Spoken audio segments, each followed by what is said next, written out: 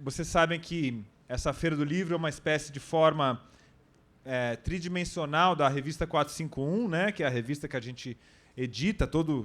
Até convido vocês a assinarem a 451, que é o que a gente fica o ano inteiro fazendo para poder realizar isso aqui. E a gente tem os nossos colunistas bravíssimos que pautam debates aqui na Feira do Livro. Fazem uma espécie de versão ao vivo daquilo que são as colunas deles. E aqui a gente vai ter, então, o nosso querido colunista da Emoji Review, que é um colunista exclusivo do Instagram. Quem seguia o @451 aí no Instagram vai ver a coluna dele.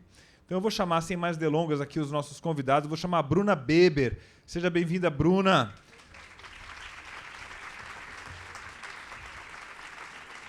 Por favor, se acomode. Muito obrigado pela presença. Ela vai ser apresentada devidamente. Vou convidar aqui o Gregório do Vivier. Palmas para o Gregório. Seja bem-vindo, querido. Tudo bem? Pode se acomodar. E aqui, Fernando Luna, colunista da 451, Emoji Review.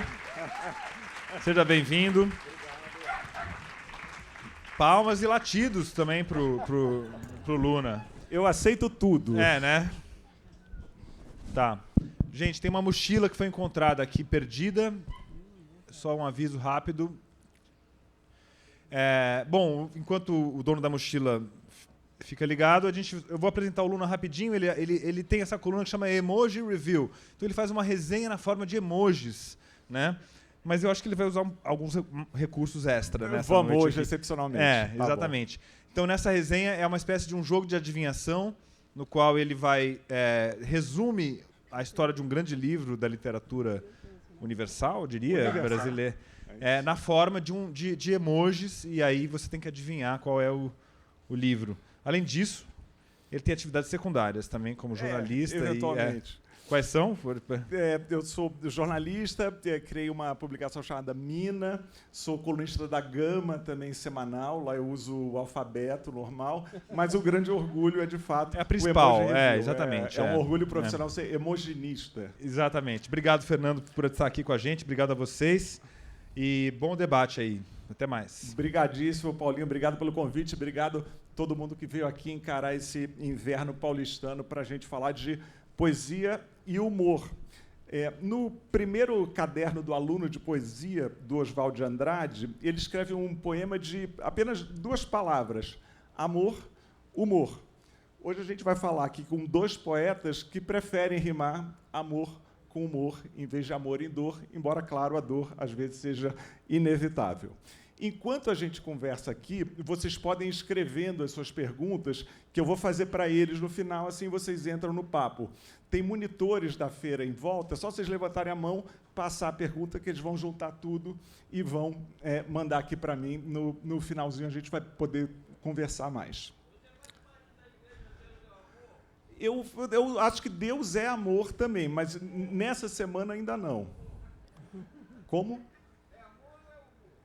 Amor, humor, que maravilha. Eu tinha perdido isso. Amor, humor. Essa é a nossa igreja, a gente vai tentar comungar aqui hoje.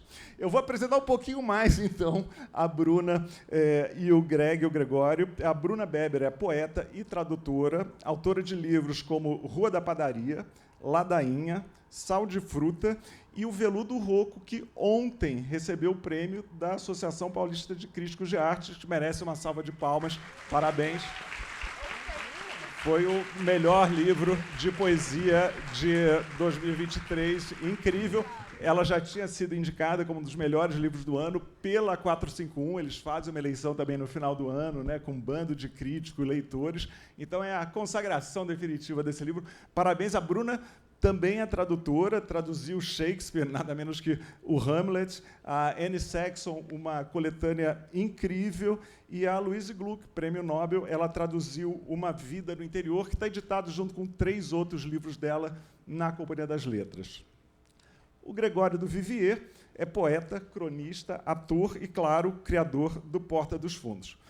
Na poesia, ele lançou A Partir de Amanhã, Eu Juro que a Vida Vai Ser Agora, Ligue os Pontos e Sonetos de Amor e Sacanagem. Ele também organizou um livro chamado Poema Piada, breve antologia da poesia engraçada, que merece palmas, obviamente, também. Greg, Bruna, brigadíssimo por vocês estarem aqui. Eu queria começar perguntando para a Bruna, quando é que você descobriu que poesia podia ser engraçado? Boa noite, gente. Uma alegria estar aqui na feira com o Fernando e com o Greg. A gente não combinou. É isso. Na verdade, eu tive que trocar de meia agora para conseguir estar perto da paleta. A gente não combinou, mas foi legal. Gostei do parzinho. Quando que eu descobri que a poesia podia ser engraçada? Olha, eu acho que eu descobri no próprio curso da escrita da poesia. De todo modo, o humor sempre foi uma coisa muito importante na minha vida, na minha casa. Era o modo como as pessoas encaravam a vida. Então, pensando no que é o samba, por exemplo, né? A gente cantar para subir a tristeza, esse era um pouco o lema da minha casa. Então, tudo que eu via de forma trágica, eu tinha uma segunda obrigação de olhar com um pouco mais de leveza e graça. Para ter uma vida mais tragicômica. Então, eu cresci desse modo, aprendi a pensar e a ler desse modo. Então, comecei a escrever poesia e, de primeira, eu pensava, bom, estou escrevendo poesia, preciso fazer isso seriamente, com um dever.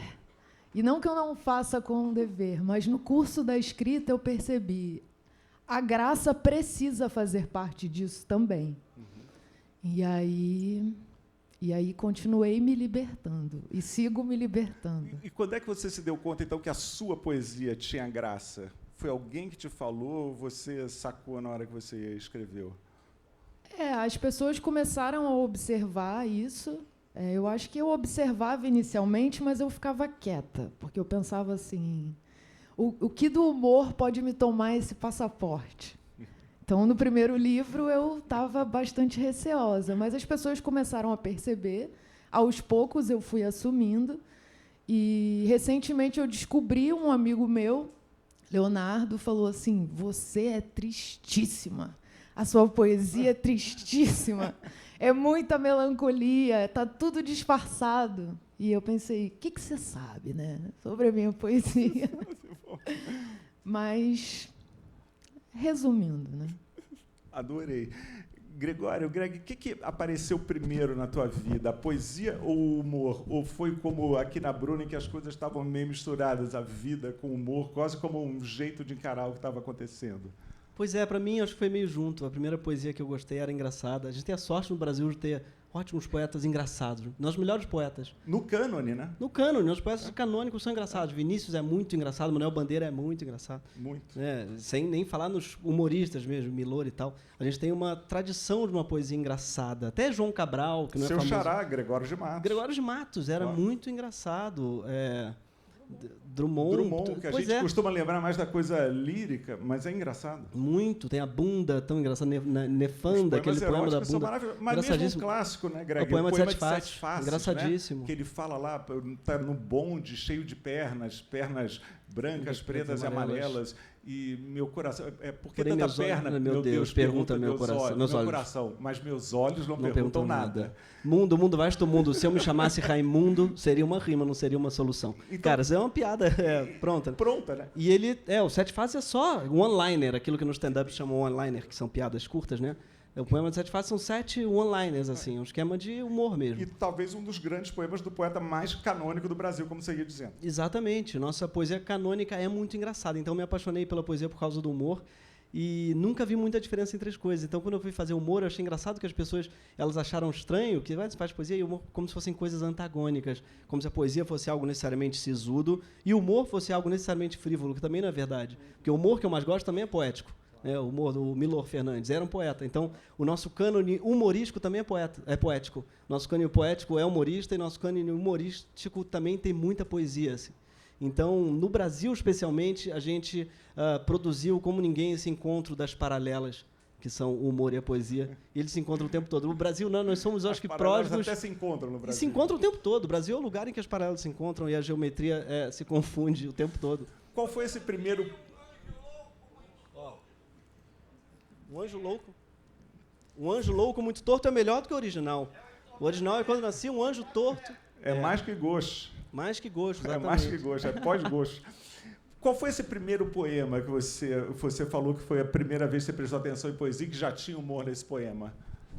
Eu acho que foi Manuel Bandeira. Minha avó era apaixonada pelo Bandeira, minha avó era muito engraçada. E ela adorava o Bandeira e ela falava pra gente e tal. Então acho que foi através do Bandeira, talvez o Quero, Quero, Minha Bela, Quero Tanta Coisa, Mas Bastas, Lero, Lero, Vida Nova Fora Zero. Aquilo ali também é muito engraçado e muito sonoro. Parece um pirulito que bate-bate. Parece uma brincadeira de criança. O Bandeira tem isso, né? Ele faz poemas que parecem uma brincadeira de criança. Bom, minha primeira namorada foi um porquinho da Índia, que também é maravilhoso. Piada, isso é uma piada, né? É uma piada Então pronta, real. Agora, o humor ele também pode ser uma técnica de defesa pessoal, né? Especialmente talvez quando a gente é mais moleque, a gente usar o humor um pouco como uma maneira de sobreviver ali naquele lugar árido que é o pátio da escola. Mas também é uma maneira de fazer amigos e influenciar pessoas. Será que o humor aproxima o leitor da poesia, que tem esse ar ainda um pouco, talvez, altissonante, distante, né? A Bruna falou aqui, quando eu comecei a escrever, achei, nossa, estou escrevendo poesia, né? Vamos botar uma roupa de festa para escrever poesia. Será que o humor ajuda a aproximar mais? Essa percepção que o Greg colocou agora é uma percepção que precisa ser reiterada sempre, né? Dessa possibilidade do humor na poesia. Ontem eu peguei um Uber e aí eu estava com uma amiga no carro, indo para o APCA, inclusive, e elas ficaram: você está levando uma poeta para um prêmio, para ver o que ele ia falar, né? Aí ele: uma poeta? Tem uma poeta no meu carro? Você escreve de casaco ou sem casaco? Que maravilha! Aí eu falei: muito obrigada. É isso, eu escrevo de casaco e sem casaco, então... É perfeito. O Nelson Rodrigues dizia isso, né? Que eu acho que o problema do escritor brasileiro é que ele escreve de terno. O Nelson foi o primeiro a escrever de camiseta, talvez, né? E isso chocou muito na época. O cara escrevia um teatro em que as pessoas não falavam no segunda pessoa do plural, né? Era um teatro que não, se falava assim, tu vai. E era o mais grego dos teatros brasileiros. Exatamente, né? classiquíssimo. E ainda reacionário, né? E ainda reacionário, ninguém é perfeito. Mas maravilhoso. E ele tinha isso, ele tirou o terno do escritor, né? E ainda hoje, eu acho que tem isso um pouco um terno, assim, as pessoas acham que você tem que ser solene, né? E tem umas revoluções meio inesperadas com a poesia, né? Em geral, é considerado, talvez, o gênero menos vendável, né? Em geral, as tiragens de poesia são menores do que as tiragens de romances ou livros de não ficção, mas tem um lugar em que ela prosperou, talvez melhor que os outros, que é nas redes sociais, né? Para tudo tem um lado bom, até as redes sociais. E ela, de algum jeito, parece que tem um canal que é mais eficiente nas redes sociais. Ela viaja melhor no Instagram, às vezes o poema, pela coisa direta, né? Pelos one-liners, como você falou, de stand-up, do que, muitas vezes, uma novela. De algum jeito, será que ajuda a quebrar um pouco essa barreira, ela circular bem em redes sociais, mesmo que seja o verso sempre atribuído, sei lá, a Clarice Lispector ou a Tati Bernardi, né? Mas está lá a poesia circulando, né? Cara, sim e não, porque ao mesmo tempo você fala, quando eu penso em poesia de Instagram, me dá uma aflição fodida. Desculpa falar isso. Porque em algum lugar também, o algoritmo, ele, de vez em quando eu sinto um medo de ser colonizado por ele, até na criatividade. Porque a nossa criatividade ela é o tempo todo colonizada pelas coisas que a gente quer. Então, quando eu penso que eu escrevi uma coisa, eu penso que isso aqui tem cara de like, eu jogo fora. Porque existe isso também. Claro. E é um perigo fodido, eu acho, para todos nós que produzimos literatura. Porque o meu pesadelo é virar um produtor de conteúdo na vida. Que eu deixo de fazer... Não estudou para isso, humor, né? ou poesia, ou humor, ou comédia, sketch, qualquer coisa. Porque a ideia de conteúdo, a ideia de que você está fazendo algo vago, que parece que vai caber num lugar. Conteúdo é isso, é a coisa mais vaga do mundo, né? Cabe num pote. Conteúdo era uma palavra que nem existia antigamente. Eu sou do tempo que chamava de jornalismo isso. Pois é. E hoje em dia a poesia é conteúdo e jornalismo, tudo a gente virou uns conteudistas, eu acho. E isso daí me incomoda. Não estou dizendo que toda poesia que o cara publica no Instagram conteúdo é ruim. Mas embora eu acho que ela certamente ajuda, as redes sociais certamente ajudam, elas também podem atrapalhar no sentido da gente começar a ser pautado, eu acho, por aquilo que a gente imagina que o algoritmo vá privilegiar. Então, entende o que eu quero dizer? Ou se estou sendo, não sei se estou sendo reaça, sabe, ludista, estou sendo... Um pouco neologista, assim. Mas eu entendo a preocupação. Você entende o que eu quero dizer? Você entrar num loop em que você acaba vendo a mesma coisa de sempre e você acaba deixando na estante dos fundos empoeirada, do sebo, muita coisa que não circula. Não, isso é exatamente. E sobretudo porque eu acho que eu amo livro, cara. Eu amo livro físico. E eu acho que eu uso as redes sociais para falar de livro, mas o meu sonho é que as pessoas saiam dali para ler um livro. E eu mesmo tento sair para ler. Porque eu acho que aquele olhar na tela, para mim, pelo menos, me deprime. Mesmo que seja uma coisa boa. Porque, às vezes, aquela coisa que o meio é mensagem. Então, você está lendo uma coisa do caralho numa tela de celular, acaba que você continua na porra da tela do celular. E me faz mal, mesmo que seja legal. Então, eu tento... É isso. A Alice Santana, que está aqui, aliás, minha editora maravilhosa, calha de ser uma poeta incrível também. Ela mandou o livro dela, tudo, e eu faço questão de sair do celular, de não ler no celular, mesmo que seja no computador. Só porque esse ato de estar aqui, eu acho que ele nos curva e nos torna menor. Eu já sou baixinho, a gente vai se encurtando, e eu acho que eu tento evitar um pouco essa leitura, mas eu entendo que para muita gente é útil e tal. É uma tentação, isso que o Gregório falou, mas eu acho que escrever simplesmente e não escrever para determinado meio. Sem dúvida. E com isso me refiro ao próprio livro, porque eu não acho que tudo também tem que virar livro. Claro. Propriamente. Às vezes vira música, por exemplo. Música, algumas coisas que eu escrevo, eu quero falar, eu quero cantar, encenar, o que seja. Sim. Então, a tentação de escrever para o meio é responder ao tempo. E ao responder uma demanda alheia. Então, muitas vezes, também pode calhar de você acordar e formatar um conteúdo disfarçado de poema e pensar assim, hoje eu quero jogar isso na fibra ótica. E eu quero que isso se multiplique. Mas isso não pode ser determinante na escrita, né? Claro, mas às vezes é um primeiro contato, né? Que leva depois para o livro e para obras completas e para outras reflexões menos encurvadas do que essas ali que o Gregório falou. Eu gostei da gente falar aqui um pouco de humor, que eu acho que traz também a poesia para esse lugar que é mais próximo. Eu acho que todo mundo que escreve poesia quer que leiam poesia, né? Quer ser lida. A gente não escreve só para ficar, sei lá, sendo razão de tese de doutorado e mestrado, que é maravilhoso, mas também queremos mais gente lendo. E os grandes temas, né, sempre ocuparam a poesia, né? A vida, a morte, o amor, as guerras. E muitos poetas já escreveram isso. Agora tem um tema que eu acho que só vocês dois já trataram em poesia, que é a omoplata. Vocês fizeram poemas sobre a omoplata? Pois é, olha, além da mesma paleta de cores, vocês têm amor por esse osso muito específico que foi tão injustiçado por gente como o Homero e o Dante. Então a gente vai reparar esse defeito histórico da história da poesia, e eu vou pedir para a Bruna primeiro ler um poema dela maravilhoso, que está escrito aqui no Rua da Padaria, chamado... Peraí que eu trouxe aqui para ela. Nem se diz mais omoplata, né? Esse nome caiu, clavícula. A gente vai falar disso, que eu quero saber também, porque ele também não falou. Escápula. Quando eu descobri isso, eu fiquei tristíssima, porque omoplata é uma palavra... Escápula, clavícula é outra coisa. É pouco escápula, poético, né? Omoplata é tão lindo. Esse poema se chama Seu Paquera.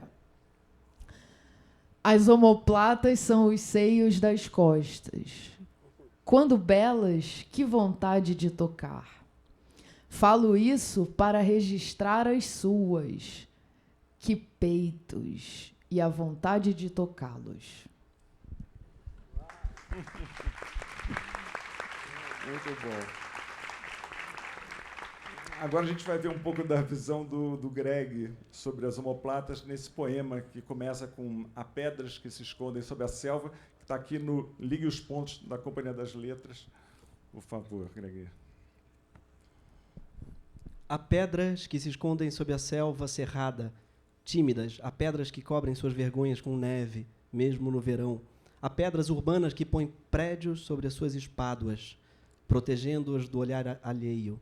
As 4 grandes pedras do rio, Gávea, Corcovado, os Morros da Urca, os 2 Irmãos, na verdade são 6 ossos de granito e guinais que emergiram de uma deusa subterrânea da qual só nos é permitido adorar as omoplatas.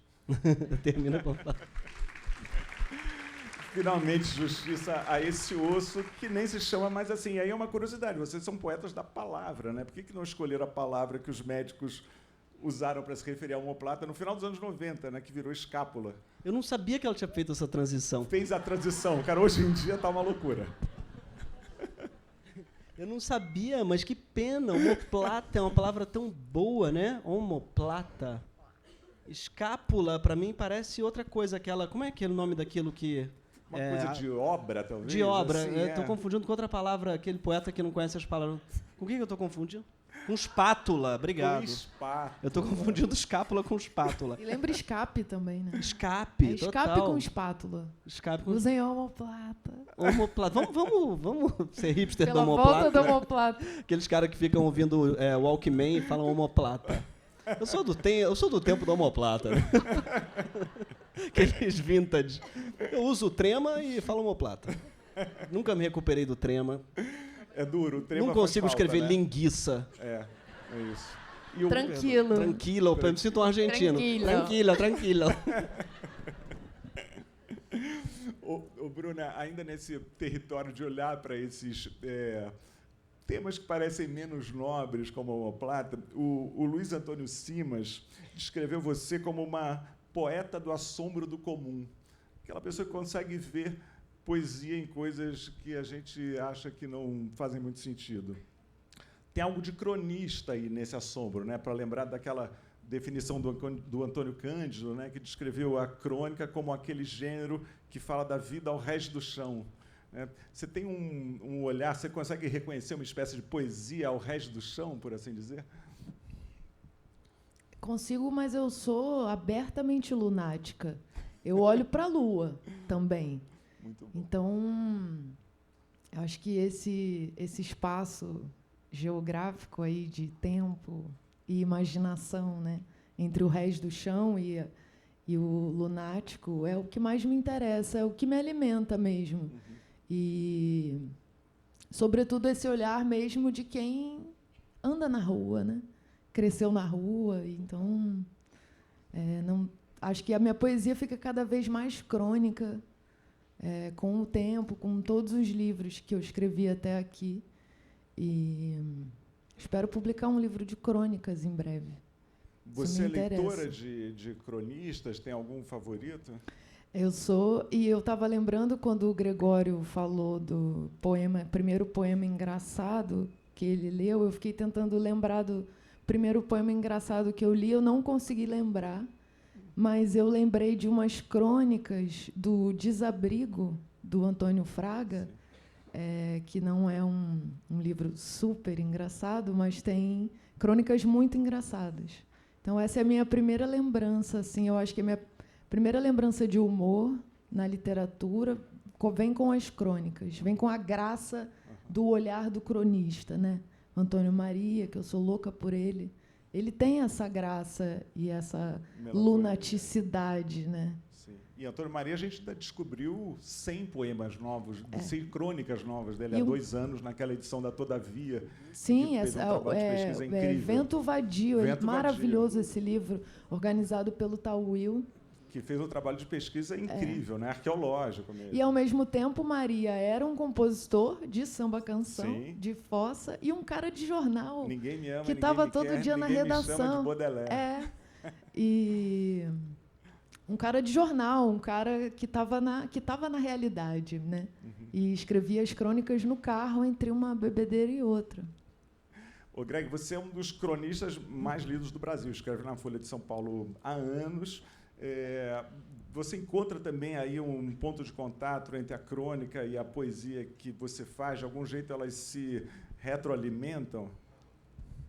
Sim, eu acho que as duas se alimentam desse assombro. Achei bonita a expressão que o Simas usou para falar da Bruna, e realmente ela tem essa poesia que eu adoro, que é desse assombro do comum. E eu acho que as duas se alimentam desse assombro. É um pouco, eu acho que o trabalho acaba sendo de recuperar um olhar perdido da criança, ou aquele olhar de quem vê o mundo pela primeira vez, olhar dos loucos, das crianças, dos palhaços, dos bêbados, das pessoas que perderam alguma parte da consciência ou ainda não chegaram a ela e que conseguem enxergar o mundo pela primeira vez, sem vícios. O Oswald, né? A poesia descoberta das coisas que nunca... Como é que é? Do filho de 7 anos? Exatamente. Poesia... Alguém vai lembrar disso. Alguém vai lembrar disso, mas essa frase é bonita. Aprendi com meu Isso. filho de 7 anos que a poesia é a descoberta das coisas que nunca vi. É isso aí que lindo, você obrigado, estava falando. querido. Obrigadíssimo. Poxa, temos que bom ter um poeta na primeira fila Graças aqui, a um Deus. ponto. E eu acho que essa é a descoberta das coisas que eu nunca vi mesmo.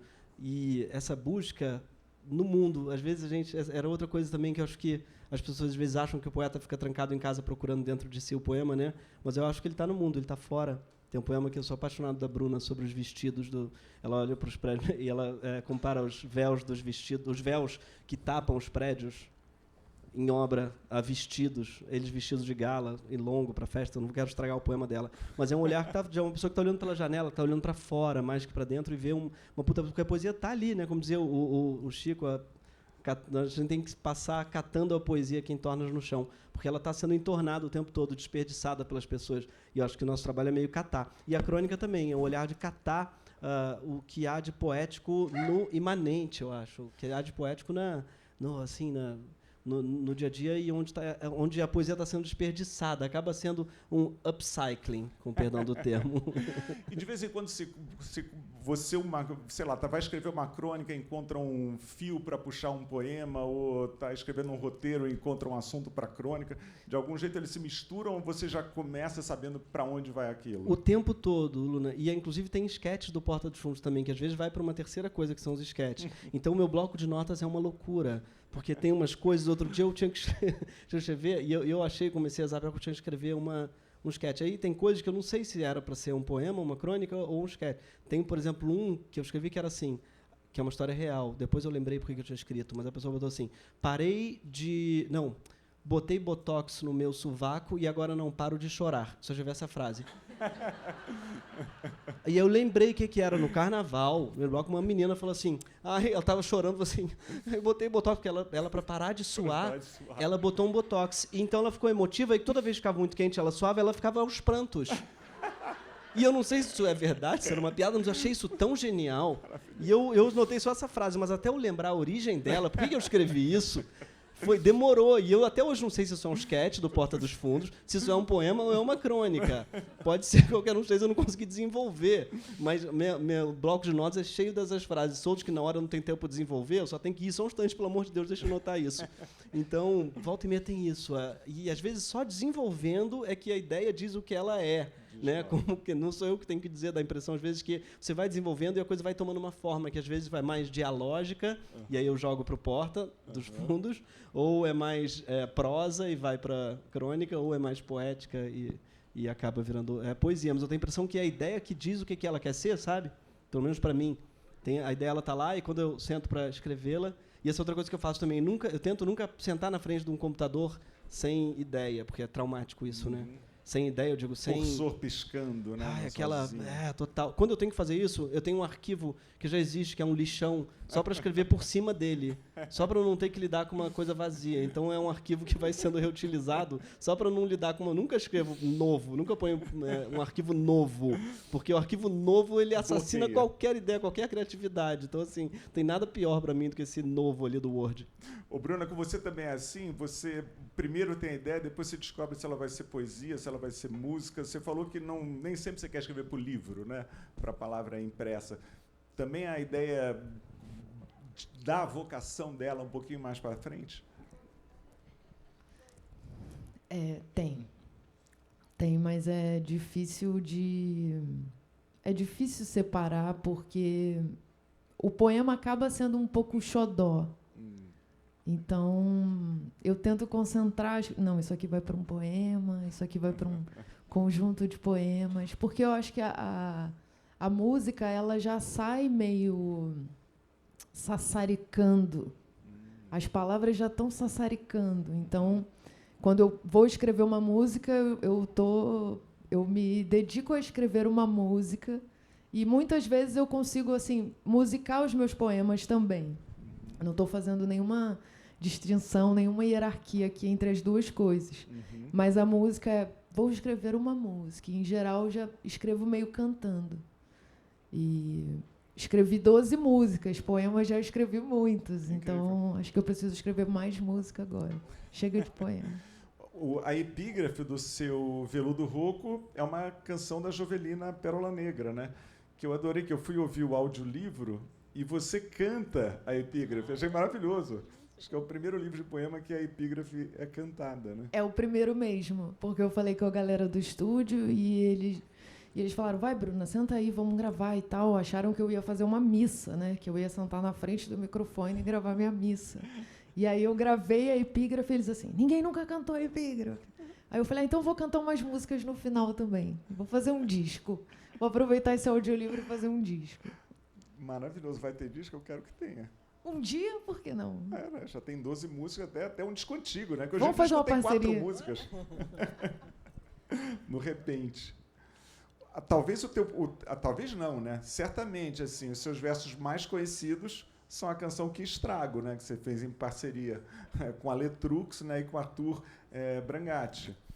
Tem 6 milhões de audições no Spotify. 6 milhões. É inacreditável. Quando a gente pensa em tiragem, não vou nem falar de poesia, de livros em geral, ter 6 milhões de pessoas que conectaram com o teu trabalho ali, né? E olha as voltas que a vida dá.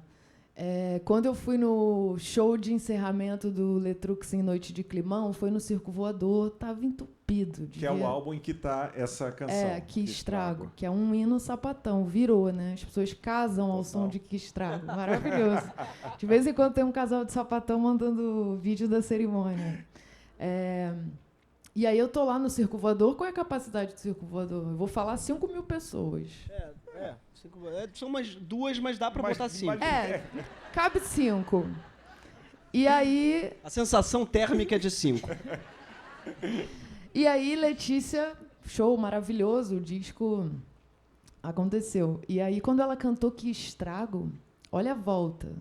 Foi a primeira vez na minha vida que eu me senti uma poeta russa. Porque as pessoas bradavam meus versos, assim, ó. Todo o Circo Voador cantando, e eu assim, meu Deus, 3.500 pessoas cantando meus versos, e eu estava eletrizada, e eu falei... Você fez esses versos em cima da música, fez junto com a música, como é que foi? Não, a Letícia falou assim, brasileira, então ela falou assim, amiga, vamos fazer uma música? Aí eu falei, vamos, aí ela começa assim... Que estrago que você fez lá na minha casa. Vamos lá. Aí a gente almoçou, voltou para minha casa e fomos escrevendo os versos assim numa tarde também com sensação térmica de 5 mil pessoas, completamente sóbrias e depois de um PF. E foi muito rápido. A gente nunca tinha escrito letra juntas. E depois eu falei, pô, Letícia, Que Estrago foi um sucesso. Vamos fazer mais música. Aí ela assim, calma. Não pode, a gente não pode se colocar nessa posição de novo, pode dar errado. Mas dá vontade de fazer mais quando você vê esse alcance que o trabalho tem? Eu queria tocar no rádio todo dia, mas não é... É sem querer, né? O hit é sem querer. Não, quando a gente fez Que Estrago, eu não tinha a menor noção de que a gente estava fazendo um hit. Pessoas próximas ouviram, falaram, isso é um hit, isso é um hit. Eu assim, isso é um hit. Desconfiei. Não dá para saber quando é um hit, né? Talvez só 6 milhões João Gomes, depois. o John Lennon. João Gomes tá bom. O Greg, você falou do Vinícius como um poeta do cânone, que também é muito engraçado e que também era letrista. O Brasil tem uma tradição, né, de poetas letristas de canção popular, né? O Antônio Cícero, né? O Bernardo Vilhena, né? Você vê alguma hierarquia entre essas duas coisas, entre a poesia para ser cantada e a poesia para o papel?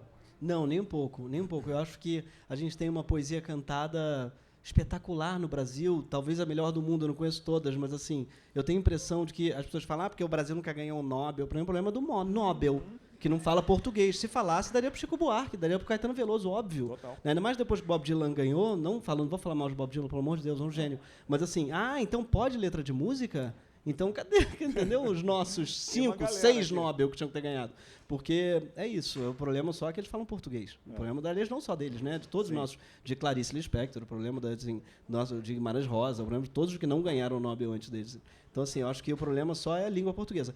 Mas, fora isso, eu acho que sim, a poesia, a gente tem uma sorte gigante no Brasil, que é ter poetas que foram muito populares e nunca desprezaram o povo. Então, a gente tem poetas que a gente sabe na ponta da língua, né? Por causa das músicas, mas não só também, porque nunca...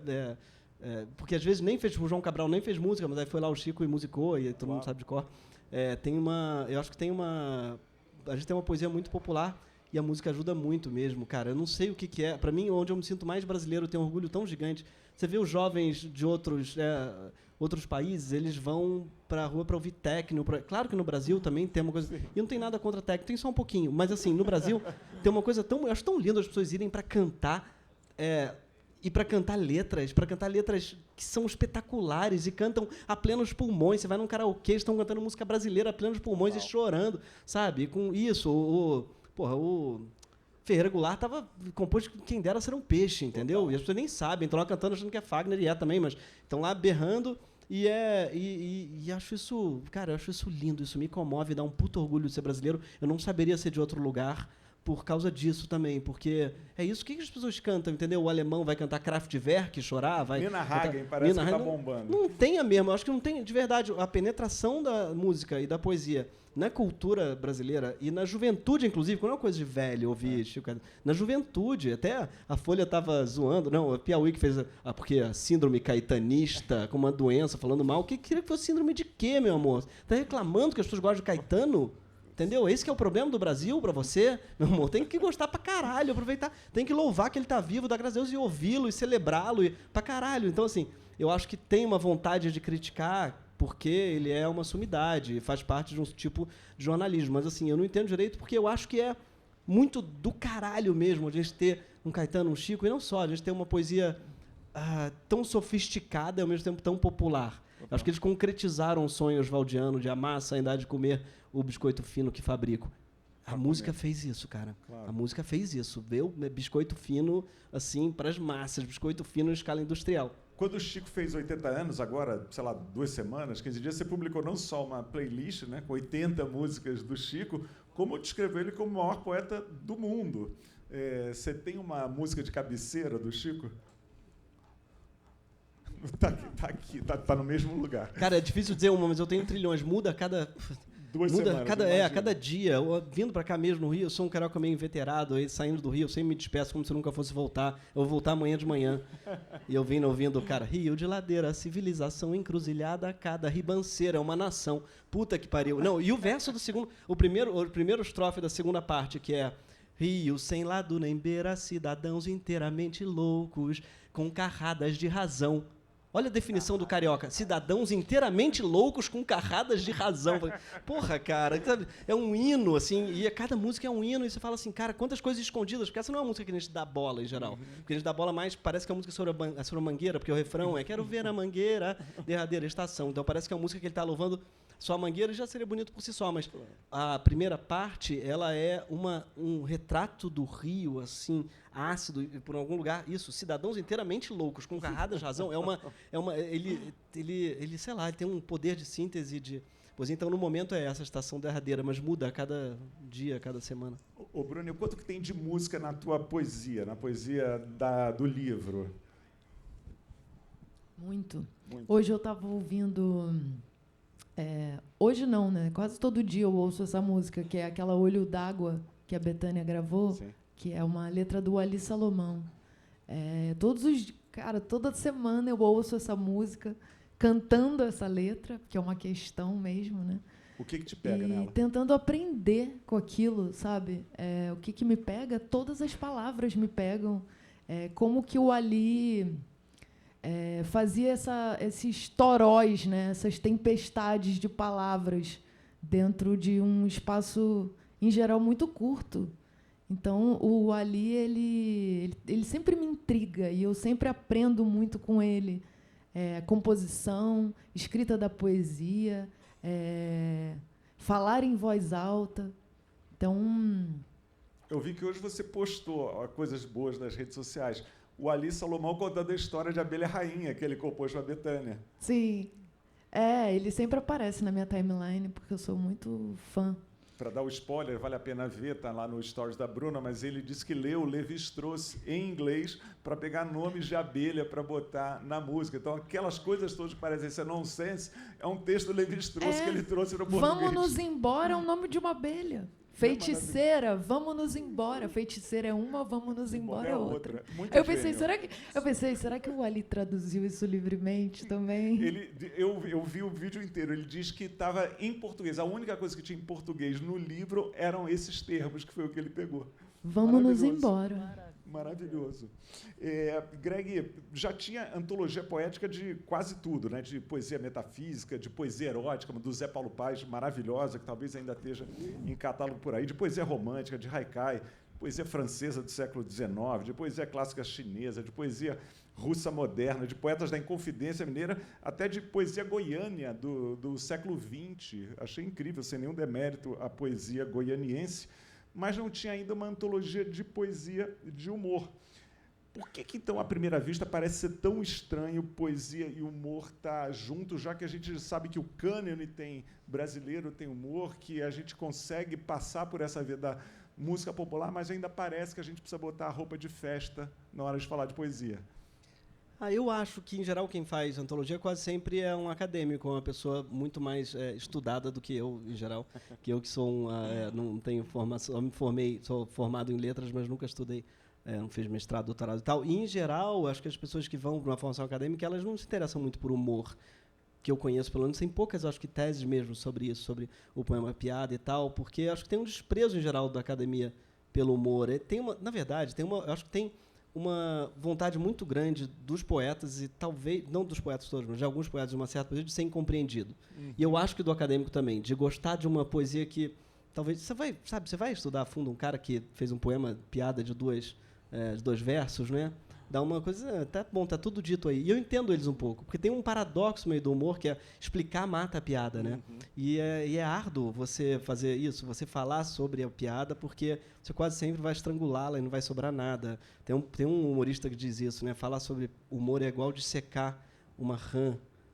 Não tem graça nenhuma e o objeto fatalmente vai morrer, obrigatoriamente. E a piada sempre morre ao explicá-la. Então, acho que talvez tenha a ver com isso, esse desinteresse também do academicismo pelo humor. E também eu acho que porque... Eu me arrependi um pouco de fazer, sabia, essa antologia. Por quê? Não, porque é horrível fazer antologia, porque várias pessoas ficaram putas comigo porque não estão. Bom, mas essa é uma questão mesmo, Greg, porque não é uma breve antologia, é uma brevíssima antologia. É uma brevíssima, porque os poemas têm... Os poemas do Gonzaga têm 2 versos, isso, sabe? Tem pouco poema engraçado. E eu botei coisas que eu gosto, eu não vou botar... E aí mas fulano tem que estar. Tem o beat. Tem o beat, exatamente, que eu amo o beat. Mas não é... Eu, justamente por não ser acadêmico, não fiz uma... Talvez pessoas tenham uma importância histórica para a poesia que eu não botei porque simplesmente não gostei, ou não achei graça, não achei interessante. É totalmente idiosincrático. E é chato. Na verdade, essa posição do curador, do editor, que você faz muito bem, assim, é uma prática. Assim, você deve ter passado a vida assim, né, Luna? Escolhendo, né? Escolhendo, dizendo não. É terrível. É horrível. Por que isso? Mas o fulano é um fofo, mas e aí botei fofo, mas aí depois eu vejo por que eu botei isso. Então, assim, eu prefiro lidar... Eu nunca mais vou trabalhar com pessoas. Mas você botou com pessoas a Bruna. Vivas. Claro que eu botei a Bruna. A Bruna, o livro podia ser só dela. Tá com o romance de 12 linhas, que é o segundo poema mais conhecido da Bruna. O primeiro aqui Estrago, mas o romance em 12 linhas, que eu já vou pedir para você ler. Mas você... porque você sempre... É obrigatório, é meio que nem o Caetano cantar sampa em São Paulo. Ela sempre lê, né, tadinha? Não tem jeito. Mas você pensava nesse poema, nesse registro do humor? Olha, eu escrevi esse poema para me vingar. Olha. Então, eu tinha ali uma certa malícia e uma vontade de desconcertar. Quando o Gregório falou, vou botar o 12 linhas na antologia, eu falei, claro. Até que enfim. Tá vendo? Até quando eu boto o poema, a pessoa fica puta. Você vê o problema de fazer uma antologia? Eu falei, claro, até que enfim. Tá. Achei que você estava sendo irônico. Não. Tá. Mas se você Mas ele é tragicômico. O que você acha que conectou tanta gente com esse poema? Por que ele virou teu, sei lá, um dos greatest hits aí? As mágoas do coração são universais. Mas eu não sabia que eu ia falar com tanta gente. E a minha namorada, que eu escrevi esse poema para ela na época, não está aqui, ela falou assim, esse poema é horrível. esse é um dos piores poemas que eu já li na minha vida. Aí eu pensei, ótimo, vou publicar, não só vou publicar, como ele vai ser o meio do meu livro, e vai fazer parte da estrutura, e cada poema do Rua da Padaria, a meiuca dele, cada poema, cada verso do Romance em 12 Linhas corresponde ao poema subsequente. Sim. Então, não é o poema Romance em 12 Linhas, é a série Romance em 12 Linhas. Então, não satisfeita, eu escrevi o poema, que foi o primeiro. Eu falei, agora eu vou escrever mais 11. Um para cada verso. E você vai ler ele em 2024, para desespero. Meu da Deus! ex-namorada. Eu sempre falo que é a minha Ana Júlia, mas essa piada já caiu, né? Porque outro dia eu estava conversando com uns amigos, e eles assim, uns Que amigos é Ana de Júlia? 20 anos, a música do Los Hermanos, e eles assim, qual é a nova referência, né? Não sei. Romance em 12 Linhas. Sabe o que é foda? Porque eu sou refém da minha própria repetição. Então eu fico, quanto falta, quanto falta, quanto falta. Você tem que aprender com o Greg teatro, né? Que é repetição toda noite, então toda vamos noite lá, é novo. vamos me cansar. Quanto falta para a gente se ver hoje, quanto falta para a gente se ver logo, quanto falta para a gente se ver todo dia, para sempre, dia sim, dia não, se ver às vezes. Quanto falta para a gente se ver cada vez menos, para a gente não querer se ver, para a gente não querer se ver nunca mais. Para a gente se ver e fingir que não se viu, se ver e não se reconhecer, se ver e nem lembrar que um dia se conheceu. Isso é o que mais acontece. Lindo.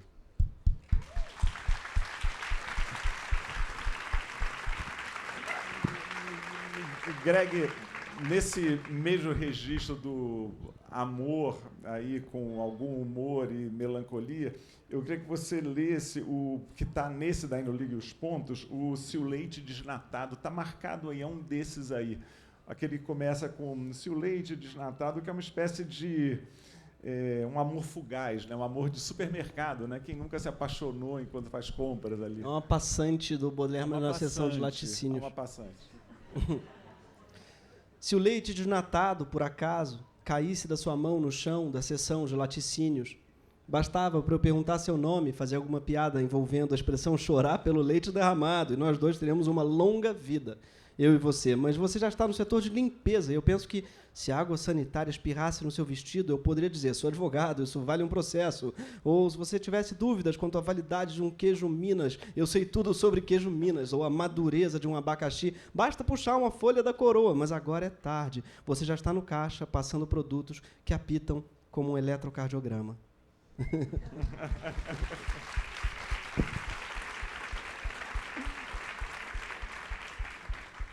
Muito bom. E já que a gente falou de amor, vamos falar de sacanagem, naturalmente, que vem juntos. Até o Manuel Bandeira gostava de libertinagem. Estão juntos desde os poemas eróticos gregos. E eu queria, então, pedir para, primeiro, a Bruna ler um poema lindo dela sobre a descoberta da sexualidade, que é o Fernanda, que está aqui no Veludo Rocco. Deixa eu ver, acho que ele está logo aqui no Achei que você ia me pedir começo. para ler alguma coisa do Sal de Fruta, que é só O sacanagem. Sal de Fruta é uma baixaria maravilhosa. Mas esse é muito lindo, não é sacanagem, mas é uma coisa de iniciação sexual incrível. Meu objetivo é encontrar a Fernanda, tá? Isso está aqui acordado entre nós. Bom momento. A primeira menina que me deu um beijo na boca, intuindo, acolhendo um segredo a 7 chaves, se chamava Fernanda. Ousada para conquistar a paz e cumprir seus desígnios de mocetona, desiludida e solitária, beleza sem maldição. Fernanda era, digamos, idealista, tão engraçada, mais velha, repetente, tinha peito, buço, pentelho e menstruava. Alegria de tantos dentes, dedos amarelos e saltitantes de pastel recém-frito, olhos de caroço de azeitona que dormiu na pia. Ela, 12. Nossa escola era de padres. Fernanda era inconfessa. Às quartas, depois da aula de educação física, chegava a hora do vestiário E todas as meninas tomavam banho peladas, tão austrais e diárias, mastigando chiclete para conversar gritando. O calor, o cheiro, a vertigem da imaginação. E eu esperava a sombra do meu desejo a 7 chaves sentada na arquibancada do campo. Um belo dia, belíssimo, ainda hoje colecionável, contei errado o número de meninas e entrei antes. Sunquine verde fluorescente não só para esconder, para constranger toda a parte em qualquer parte, caminhando disfarçada como quem foge. Liguei o chuveiro, tranquei a porta do chuveiro, tirei o sunquine e me banhei em tanto pensamento. Eu 10, mas a porta não estava trancada. Fernanda era o diabo. Em junho, Fernanda me chamou para conversar, mas não conversamos. Sentadas na arquibancada do campo, ficamos em silêncio e de mãos dadas por baixo das mochilas. Até que Fernanda diz: gostei de você, mas estou saindo da escola. Aceitei a frase. Também seu 24 cores ruído como prova de amizade. E um último convite para o vestiário. O segredo. Era eu quem beijava as meninas primeiro, Fernanda. Fernanda, devolva seu segredo. Nele sinto saudade.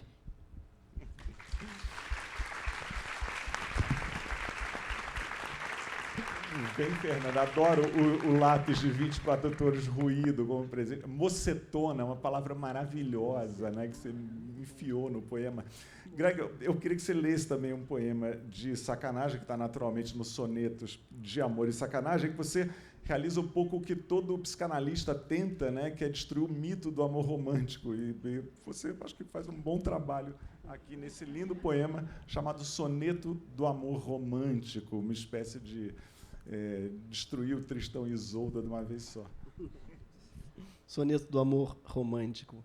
Ah, o amor, te dirão, é coisa séria, mas depois de brincar de gato e rato, quem brincou já não quer pagar o pato, e do amor só herdamos a bactéria. Depois da tempestade, a miséria. Quem comeu já não quer lavar o prato. O que te resta, amigo, é muito chato. Fica do vínculo a parte venérea. Não acreditem no que diz a mídia. Amor só dá em filhos ou clamídia. Sim, eu sei que parece boa ideia, mas amor é pior que hanseníase. Se você tiver sorte, é candidíase. Se você não tiver, é gonorreia.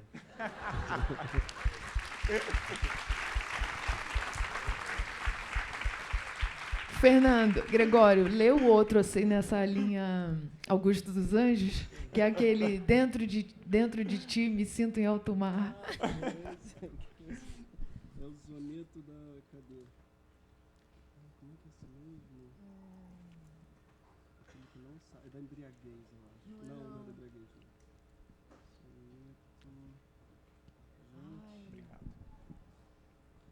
Aí que vai lembrar, peraí. Não, vamos achar aí, não é possível. Cadê? Gente... Aí ele deve ter um título que eu fui tentar... Olha, perfeito. Isso é uma plateia, né? Lembra os poemas que a gente... Chama Soneto Marítimo, por isso que a gente não achou. Tá. Haverá quem reclame do perfume das tuas partes íntimas na alcova. Dirão que se aproxima do cheirume do chão depois da feira antes que chova. Jamais entenderei esse queixume. Impossível que alguém não se comova, ou melhor, que algum pau não se avolume ao sentir teu bálsamo de anchova. Não me incomoda o amor se tua gruta, certos dias nublados, cheira truta. Pega na vara, ensina-me a pescar. Entendo que para alguns não seja fácil, mas sempre gostei muito de crustáceo. Dentro de ti me sinto em alto mar. Soneto marítimo, afinal.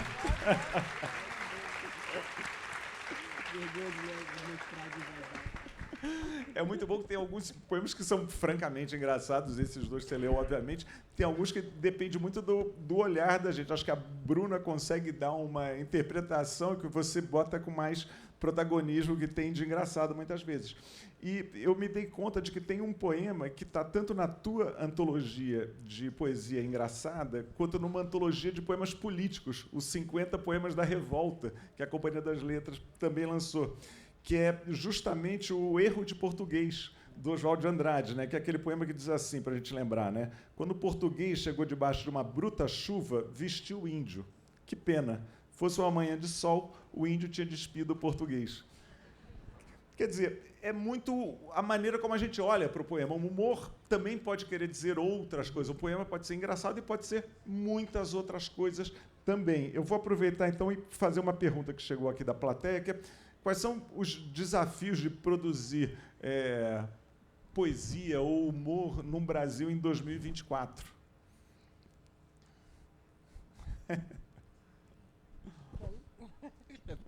Eu não posso me queixar muito, porque eu sou privilegiado no sentido que eu faço... Enfim, o humor... eu acho que, enfim, quero dizer, eu acho que é muito diferente produzir humor e poesia. Embora sejam coisas muito parecidas, sim, como a gente falou, se cruzam o tempo todo, a vida do humorista certamente tem mais... é mais fácil, por um lado. Porque é isso, é mais tiktokeável. Não que eu vivo TikTok, mas é mais... Não, mas tem mais, é isso. O humor, você faz uma peça, entra em cartaz quinta domingo. A poesia, infelizmente, não tem essa... Eu acho que essa facilidade, assim, de público mesmo, assim, né? Mas são poucas as poetas que enchem um circo voador para cantar a música dela. É raro. Mas eu acho que nesse sentido não posso me queixar muito, não. Porque isso, sempre, desde pequeno, Porta dos Fundos foi muito bem e tal, e sempre fiz coisas que rolavam no humor. Então a poesia, para mim, veio meio junto, e acho que as pessoas foram conhecer minha poesia por causa do humor. Então, para mim, não posso... seria hipócrita eu falar, é muito difícil a vida do artista no Brasil. Eu acho que certamente mas eu acho que eu tive muita sorte mesmo. Sorte, literalmente sorte. E privilégio, óbvio, de todo tipo. E um monte de gente querendo te ver. Recebemos aqui uma dizendo que morre de saudade da sua coluna semanal na Folha, mas não acabou. Acabou. Quando você falou... Para. Eu não quis ser a pessoa grossa. Agora. Ele falou assim, dos mais lidos na Folha, assim, mais ou menos, porque acabou e você nem percebeu. Para, cara, eu não acredito. Eu ia falar isso, eu falei assim, não, vai ser grosso, eu não vou falar isso, eu vou fingir. Eu vou manter isso no ar. Foi. Mas tá saindo o quê? Um buraco não fez negro muita, não fez muita página? falta. Não fez muita falta. Para, Greg. Quando que acabou? Quando? Acabou, cara. Acabou uns 2 anos. Não, para, que mentira. Inclusive, se alguém souber de algum jornal... Você tá atrás de emprego. O destaque Olha, tá com vaga, tá com vaga. Última Hora parece que tá bombando, Correio da Manhã também. Tem uns jornais novos aí, cara. Não, cara, eu não tô mais escrevendo. Desculpa tocar no assunto imagina. delicado, Greg. Não, tudo bem, importante cara. Estar aqui quarta-feira e vieram pra te ver, pra matar a É isso saudade. que importa, tá? Mas se souberem de algum veículo, qualquer veículo aí... 451? Bora, só, pelo porra. amor de Deus. Vou subir, vou cair pra cima. Colunista bom vago. Aceito. Pronto. Eu Olha, quero. já conseguiu coluna, vamos ver se agora acha uma Fernanda, né? Metade do serviço já foi feito aqui hoje, né, cara? Tem um dos assuntos favoritos de poesia, falar da própria poesia. Curioso, né? Acho que talvez seja o gênero que mais autorreferente de todos.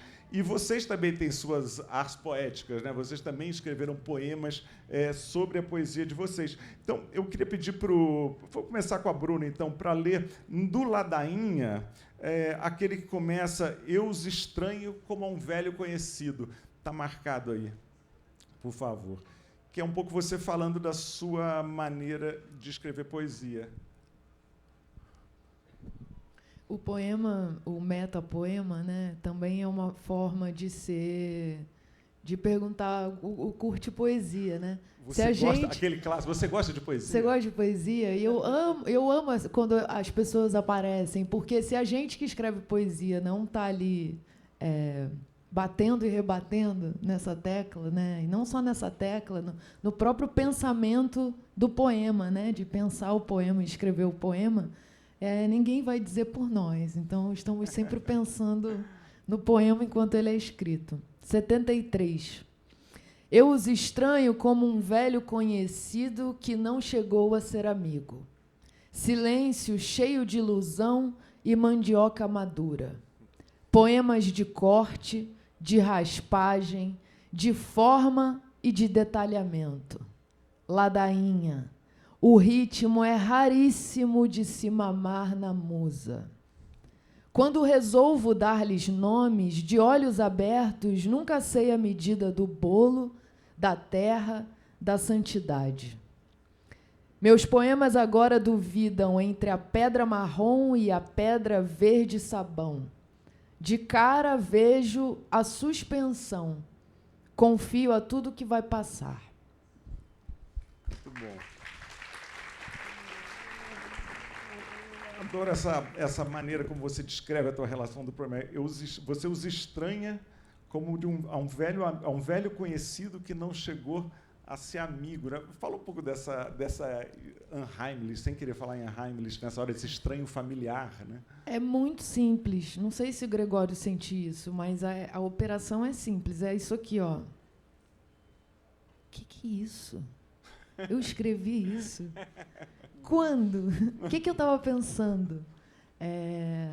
A distância, né, do poema, depois que ele deixa de ser nosso, que aí a graça acaba, porque escrever um livro é uma delícia, porque eu fico ali 3 anos, 4 anos, vivendo, morando, lambendo meus poemas, chutando meus poemas. E aí o livro sai, não é mais meu.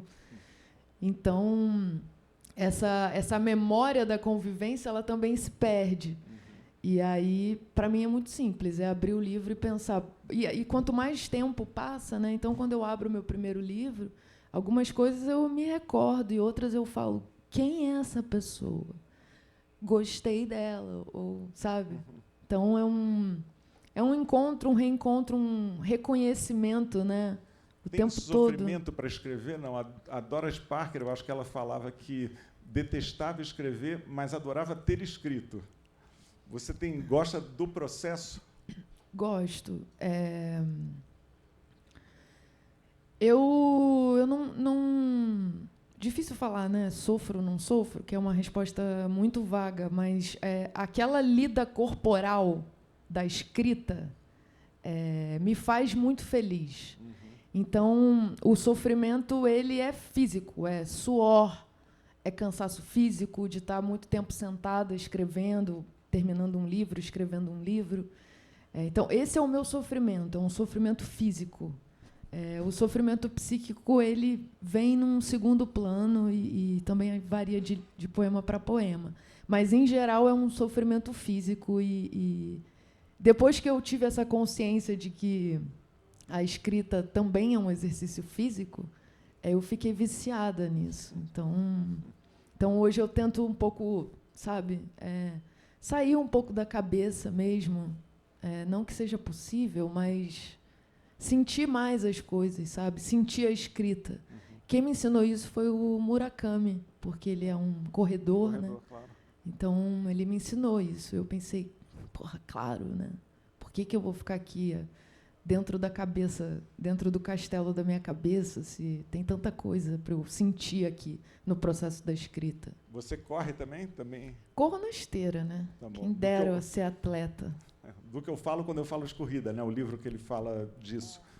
Greg, queria te pedir para ler, então, o seu poema sobre o poema que é o Soneto do Soneto, que está aí no teu livro, no Soneto de Amor e Sacanagem. Você devolveu? Espera que devolveu. Espera que está aqui de volta.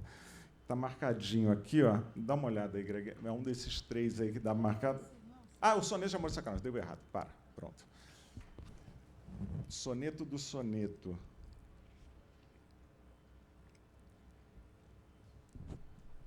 A restrição ajuda o desbloqueio. A ninguém interessa quem tu és. Corte o verso em idênticos filés, de 10 sílabas cada, sem recheio. Só te peço para não botar o freio da cesura no 5, entorta os pés. Pare no 4, 6, 7, 8 ou 10, mas não divida nunca um verso ao meio. Tudo presta cabendo na cadência. Cale-se, vaidade, nada vence a escuta. Inteligência, vá de retro. Acenda um baseado ou faça um chá. O que tens a dizer logo virá. Deixe falar em seu lugar o metro.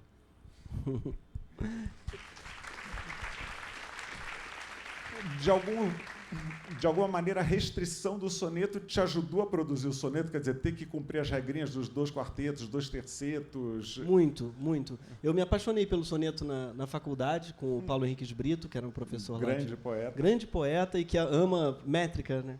Sim. E eu fiquei apaixonado pela métrica e pela delícia que é ficar tentando encaixar o que você quer dizer num número preciso de sílabas. Eu achei tão gostoso. Gamificou o poema, né? É totalmente, é uma gamificação do verso, exatamente. Eu passava o dia inteiro assim, alguém acende a luz aí, alguém acende, olha, um decassílabo, sabe? Eu lembro uma vez, eu estava numa balada assim à noite, aí começou a tocar um brega, que era um cara ficava repetindo o verso, do nada eu apareço na balada. Isso é um decassílabo heróico. Feito Camões, é o decassílabo camoniano, com sílaba no 2 e no 6, é igual as armas e os barões assinalados. É igual os dedos inteiros. Então o cara fez um brega que ele fica repetindo, e claro que é magnético, não é à toa que é magnético, porque o decassílabo heróico está entranhado em algum lugar da nossa cabeça que tem algo ali que é mântrico, é poderoso pra caramba. Então eu adorei brincar disso e passava o dia inteiro contando sílaba. E até hoje eu acho muito gostoso tentar fazer as coisas caberem. É um jogo, é tipo Scrabble, ou aquele jogo também que eu fiquei viciado, aquele termo, né? Sim. É um jogo de palavras, é uma brincadeira de tentar encaixar e varrer qual é a palavra que eu tenho aqui. É uma pena que, aliás, não editaram mais, nunca mais editaram um dicionário. Tem um livro maravilhoso, que é o Dicionário de Rimas. De rimas, claro. Já usou? Cara, uma delícia, só no estante virtual. Uso na internet, que tem vários hoje em dia, né? Tem, mas ele é burro da internet. Não, tem uns bons, daquele Rimit, que é um azul e branco. Esse é o melhor talvez. de todos. Porque eles acham que rima, tipo, cela com tela. Eles acham que é... Não, e mais, ele não entende, porque o bacana do Dicionário de Rima é que ele rima... tela, tipo assim, ele rima palavras, ele flexiona as rimas, é muito inteligente. E lá é só substantivos ou verbos, ele não flexiona o verbo. Não, o Rimit tem pela tônica, então tem assim, 3, 4, 6, 8, 9, 12 sílabas tônicas, e aí ele vai ficando mais falível. Porque na tradução também é isso, né? Claro, eu tô o tempo inteiro ali na rima. Eu adoro essa tradução do Gatola da Cartola, que eu leio para minha filha, amo o Gatola. E a tradução dela é espetacular. E é difícil, né? Ter sido foda, Mas né? o Gatola é isso. Eu preciso achar as palavras, os sinônimos e as rimas. Então eu tô o tempo inteiro ali como é que é? De boa na balada. Cheguei do nada. Do nada eu apareço na balada. Cara, eu fiquei com isso na cabeça o tempão. Camões. Do nada eu apareço. E aí, cara, é uma deles, eu recomendo muito, porque a métrica liberta. E o Paulo tem alguns poemas nesse sentido, né? A libertação da restrição. Que não precisa ser métrica, às vezes é anáfora. Como você falou, ela bolou esse esquema também do poema em 12 linhas e tal. E é isso, acho que para mim ajudou muito sempre pensar uma forma. Acho que a forma, ela liberta. O Paulinho contou aqui no começo, quando apresentou a gente, né, que era uma mesa do Rio de Janeiro, né, a Bruna de Duque de Caxias, né, o Greg lá da Zona Sul do Rio, mas os dois com muita relação com São Paulo. O Bruna mora aqui há 17 anos, o Greg está sempre na Ponte Aérea, e a gente está encerrando agora, está chegando no final, então acho que seria gentil, como o Caetano canta samba em São Paulo, ler poemas sobre a cidade de São Paulo.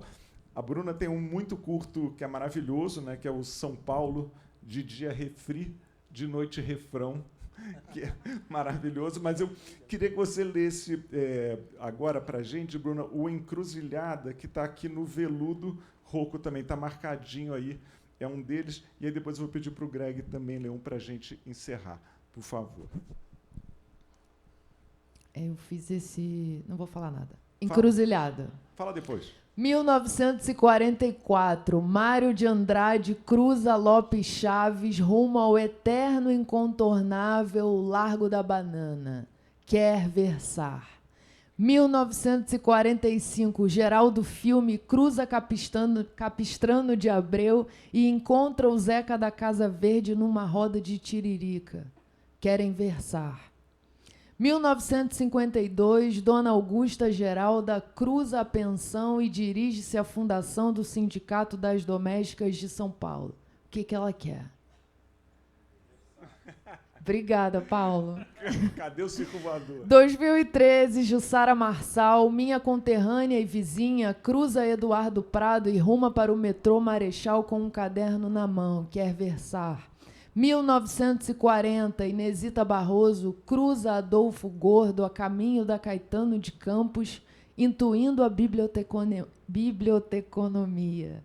Inesita quer versar. 2018, Kiko Dinucci cruza Albuquerque Lins de guitarra e caneta em direção à padaria Palmeiras. Ele quer versar. 1951, Márcia Vince esbaforida cruza Vitorino Camilo para escalar a Angélica de bonde. USP Maria Antônia quer versar.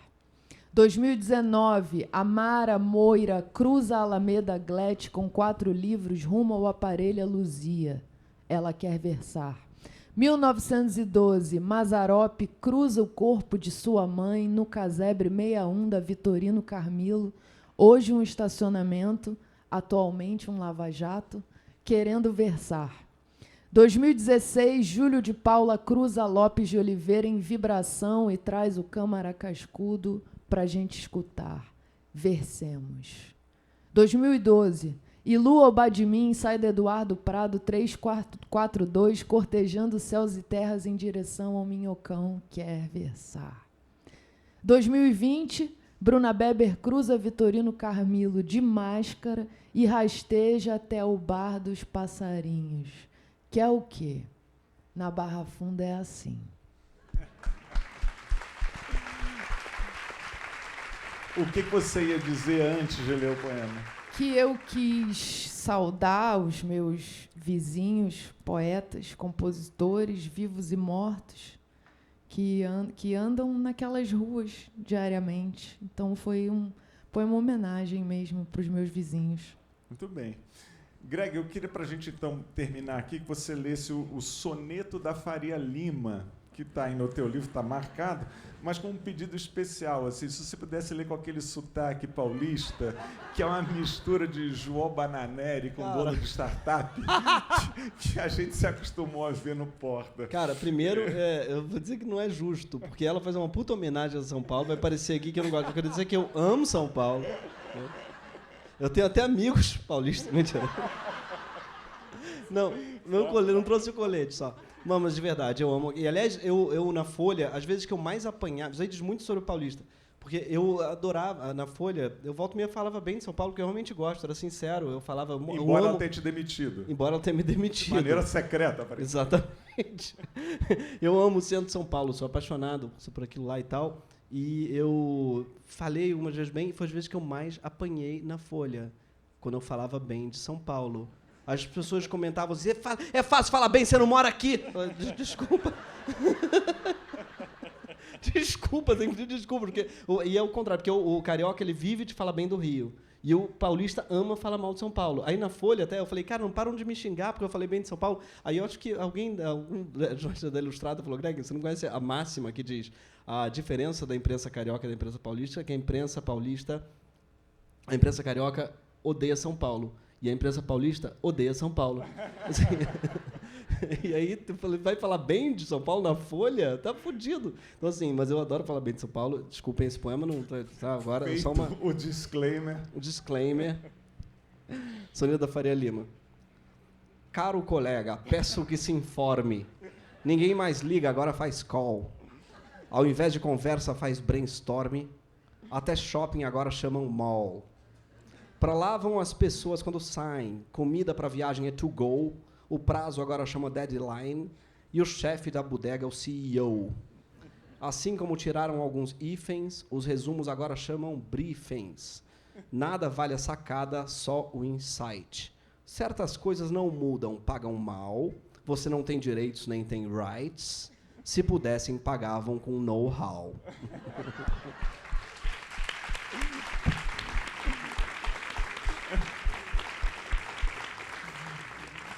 Olha, o Greg e a Bruna vão autografar os livros aqui atrás agora. Queria agradecer. A Bruna tem um poema maravilhoso no Sal de Frutas, que é Limão. Se a vida te der, agradeça. Então, obrigadíssimo por esse limão. Paulinho, 451, Bruna, Greg e todo mundo. Obrigado, boa noite. Lembra que tem feira, até domingo tem feira todo dia aqui no Pacaembu.